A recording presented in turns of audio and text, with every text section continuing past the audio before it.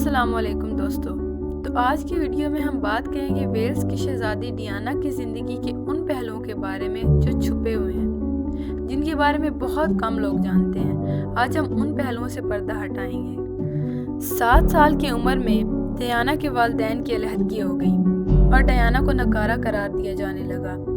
والدین سے ڈیانا کو کوئی محبت، کوئی توجہ نہ مل سکی، تو ڈیانا نے اعلیٰ تعلیم حاصل کرنے کے بجائے ایک اسکول میں داخلہ لے لیا، جہاں شہزادیاں اپنا نوک پلک سنوارنا سیکھتی ہیں تاکہ آگے جا کر وہ بڑے خاندانوں کا حصہ بن کر ان میں ایڈجسٹ کر سکیں۔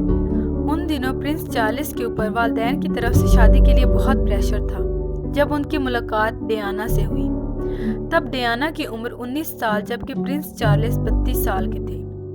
ان کو ڈیانا کی معصومیت نے بہت متاثر کیا اور انہوں نے ڈیانا کو شادی کے لیے پرپوز کر دیا۔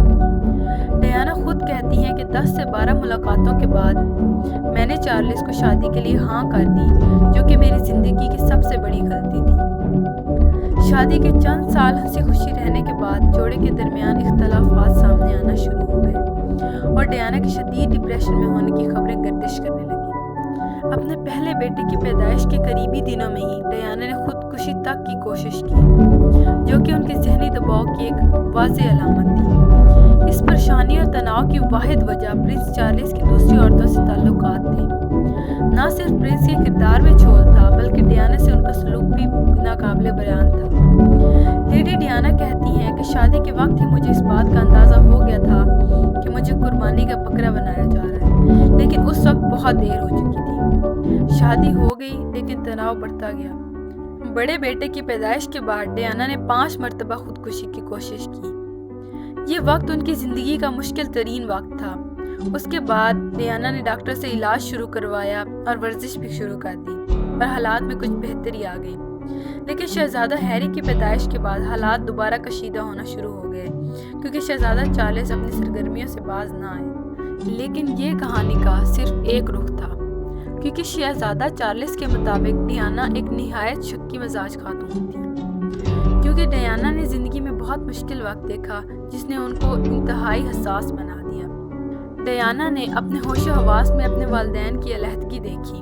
خود ڈیانا ایک انٹرویو میں کہتی ہیں کہ ہمارے والد ہمارے سامنے ہماری ماں کو مارا کرتے تھے۔ شہزادہ چارلس کے مطابق ڈیانا انتہائی شکی مزاج خاتون تھی اور وہ اپنے شکی نفسیات کی وجہ سے سکون سے نہیں رہ پاتی اور نہ ہی اپنے ارد گرد کے لوگوں کو رہنے دیتی۔ وجہ جو بھی تھی، دونوں کے درمیان کشیدگی بڑھتی چلی جا رہی تھی اور اس کشیدگی کا انجام طلاق کی صورت میں ہوا۔ طلاق کے وقت ڈیانا کی عمر صرف 30 سال تھی، جبکہ اس وقت ان کے بیٹوں کی عمریں 10 اور 8 سال تھی۔ طلاق کے بعد ڈیانا نے بے تحاشا فلاحی کاموں میں حصہ لینا شروع کر دیا، اور اس دور میں جب لوگ ایڈز کے مریضوں کو بہت برا سمجھتے تھے، ڈیانا نے ایڈز کے مریضوں کے لیے بہت کام کیا۔ ڈیانا اپنے بہترین سٹائلنگ سینس کی وجہ سے پوری دنیا میں جانی جاتی تھی اور اس دور کی ایک واحد خاتون تھی جن کو عالمی سطح پر اس قدر شہرت حاصل۔ اسی عرصے میں ڈیانا کی ملاقات ایک پاکستانی ڈاکٹر حسنات خان سے ایک ہسپتال میں ہوئی۔ ڈیانا حسنات کی ایمانداری اور دلکش شخصیت سے بہت متاثر ہوئی۔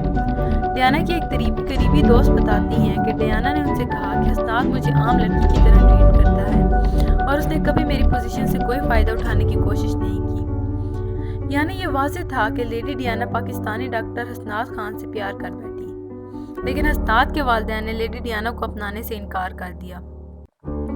یہ بات تو سب جانتے ہیں کہ لیڈی ڈیانا 1996 میں کینسر میموریل ہسپتال کا دورہ کرنے کے لیے پاکستان آئی، لیکن اس کی ایک وجہ یہ بھی کہی جاتی ہے کہ وہ ڈاکٹر حسنات خان کی فیملی سے ملنا چاہتی تھی، لیکن وہ لوگ ایک شادی شدہ اور 2 بچوں کی ماں کو اپنانے سے انکاری تھے۔ یہ بات واضح طور پر لیڈی ڈیانا کے لیے ناقابل قبول تھی۔